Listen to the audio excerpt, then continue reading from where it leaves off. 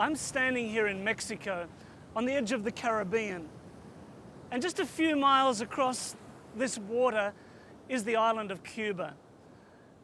In many ways, it's a world away from most of us, and our Seventh-day Adventist family on this island has been isolated for many years. But later we will be visiting this community, this country, and we will be seeing the dynamic Seventh-day Adventist church that is operating in Cuba.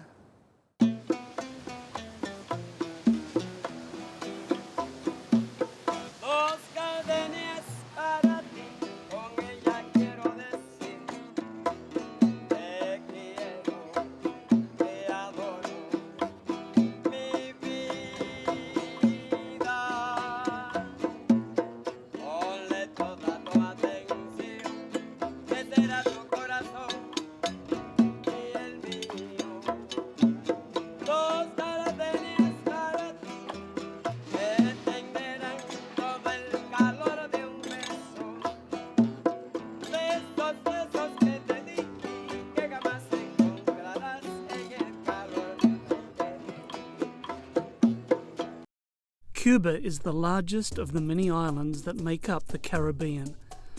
Discovered by Columbus in 1492, the island is rich in history and culture. The Seventh-day Adventist Church has a long and rich history in this country as well. Work here began in the early 1900s, and now, more than 100 years later, the church is still growing in spite of some difficult circumstances. Today, more than 25,000 church members live in this country with more than 11 million people. First-time visitors to the capital city of Havana are often surprised to see all the old cars driving around, many in immaculate condition. You get the sense that you're walking back into the 1950s. The buildings are old, they need repair, but they still bring a sense of beauty and nostalgia to Havana. People here are quick to smile despite the difficult conditions they live in. It's so refreshing to experience the energy and emotion of Cuban Adventists. Their churches are packed for Sabbath school and church as they praise God, study the Bible, and grow spiritually. And church members are eager to get out into the communities and share their faith. I met Benicio, a new church member who works as a taxi driver. After spending long days driving his taxi around Havana, Benicio gathers his friends and neighbours to come to his house for a small group Bible study. Even before he was baptized, Benicio started to meet with his friends to share the excitement of his newfound faith. He even took time off his long days to drive people to evangelistic meetings. He prays that soon the people attending his small group will join him as members of the Adventist Church. Sabbaths in Havana are a joyous occasion, and one of the major challenges is to find a seat in church. But even despite the cramped conditions, the members are happy just to worship and fellowship together. On the Sabbath I was there, members of the Vibora Church happily welcomed Seventh-day Adventist World Church President, Pastor Jan Paulson. His message of hope encouraged church members. Pastor Paulson challenged them to be a presence in their community, to show the love of Jesus to their friends and neighbours, to be beacons of light. You were once walking in darkness, but now, he says, you are walking in the wonderful light. It's Sunday morning here in downtown Havana, and as I've walked the streets and taken a few photos and talked with some of the people through the limitations of language, it's like a different world to me. But I see these buildings and they're decaying, they haven't had the economic resources to keep them maintained.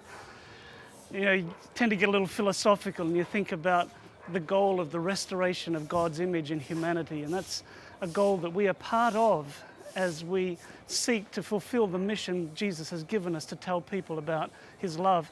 And just further up this street, as we're just walking along, we came across this door and it had the Adventist Church logo on it. And I spoke to our translator, and he explained that this was a house church. They call them houses of light here. So right here in the center of Havana, we have a group of Seventh-day Adventist believers who are sharing God's love. On the eastern side of Cuba, near Guantanamo Bay, is the small town of Boyariba. A crowd of more than 500 people has gathered for the dedication of a new house of light. A steady rain falls on the crowd as they wait for the service to begin. The people try to stay dry as the ribbon is cut and the doors to the new building are pushed open. The pews fill up quickly as people rush to find seats before the building overflows.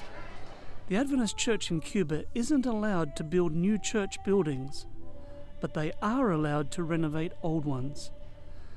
It just so happens that this pastor's house has a living room that will hold more than 250 people each Sabbath.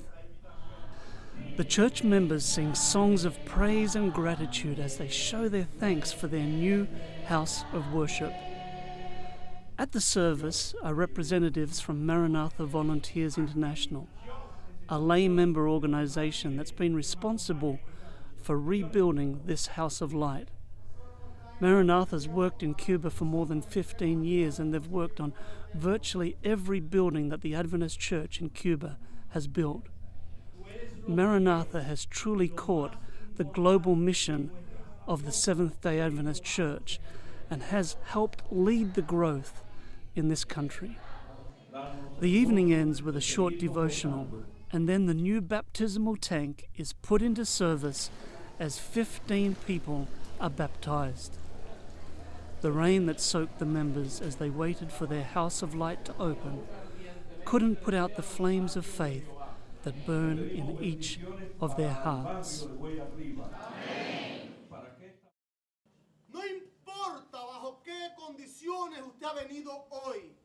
With the prohibition of new church buildings, house churches have sprung up all over Cuba as the church has grown.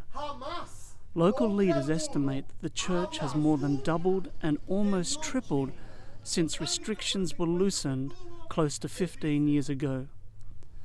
These house churches also serve as a witnessing tool to the community.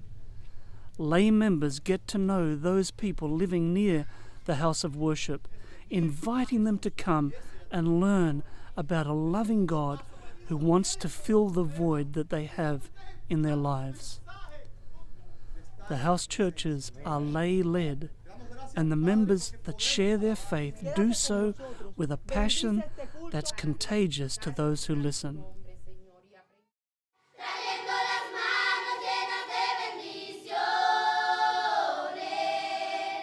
The Seventh-day Adventist Church in Cuba is growing. It's alive. It's making a difference in its community. It's reaching out. The church in Cuba has only one wish, only one goal. Que Cristo venga pronto, that ya. Jesus will come soon, now. Y que estemos listos para recibir a Cristo. May we be ready to receive Jesus Christ. Claro, para eso la iglesia tiene una misión que cumplir. For that to happen, we have a mission to fulfill. Y estamos haciendo todo lo posible para cumplir la misión de la iglesia. We are doing everything possible to Que la fulfill iglesia the pueda mission of the cumplir church. su misión So the church can fulfill the mission, y que pronto podamos encontrarnos con Cristo. and then soon we can be with Jesus Esa es la Christ. esperanza de todos los adventistas en Cuba, That's the hope of every Seventh-day Adventist in Cuba, el encuentro con Jesús. to have an encounter with Jesus Christ. As Seventh-day Adventists, we're all called to fulfill the Gospel Commission, and Jesus is asking each one of us to play a role in telling the whole world of the new life that comes through His love and forgiveness.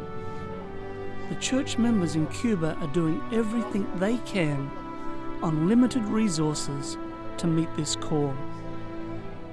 What can you and I do to follow their example? How can we share our faith with those we come in contact with every day? Thank you so much for your prayerful support of the mission of this church. Thanks for doing your part in helping tell the world about Jesus. For more information about the mission work of the Seventh-day Adventist Church, please visit us online at adventistmission.org.